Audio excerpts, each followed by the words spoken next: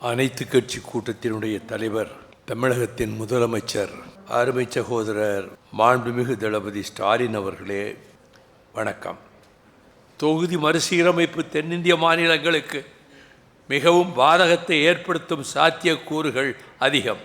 மக்கள் தொகை அடிப்படையில் நாடாளுமன்ற தொகுதிகள் மறுவரையறை செய்யப்படும் போது மக்கள் தொகை வளர்ச்சி குறைவான தென்னிந்தியாவுக்கு மக்கள் தொகை வளர்ச்சி அதிகமாக உள்ள வட இந்தியாவுடன் ஒப்பிட தொகுதிகளின் விகிதாச்சாரம் குறையும்.